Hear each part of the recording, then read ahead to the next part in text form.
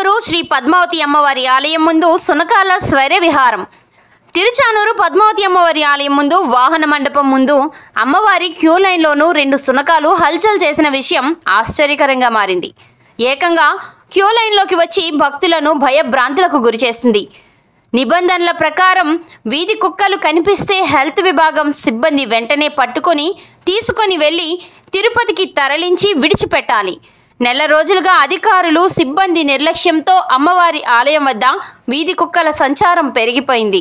అధికారులు విజిలెన్స్ సిబ్బంది చూసినా పట్టించుకోవడం లేదు. దీంతో ఎక్కడ పడితే అక్కడ సునకాలు భారీగా కనిపిస్తున్నాయి. టీటీడీ కాటేజీలు మరియు హోటల్ దగ్గర కనిపించే సునకాలు ఇప్పుడు అమ్మవారి ఆలయం ముందర సంచరిస్తున్నాయని, తాజాగా శనివారం 2 సునకాలు ఆలయం సమీపానికి వచ్చి హల్చల్ చేసిన విషయం స్థానికంగా ఇక్కడ చర్చనీయాంశమైంది. తాజాగా శనివారం 2 సునకాలు ఆలయం సమీపానికి వచ్చి హల్చల్ చేసింది కాక, ఒక సునకం మహాద్వారం సమీపం వరకు రావడం గమనార్హం.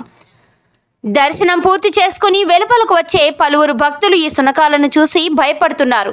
సునకాలను నియంత్రణ చేయడంలో హెల్త్ విభాగం అధికారులు, టీటీడీ అధికారులు విఫలమైతే కనీసం అమ్మవారి మాడ వీధుల్లోకి రాలేకుండా చూసుకోవడంలో కూడా విజిలెన్స్ సిబ్బంది విఫలమవుతున్నారు.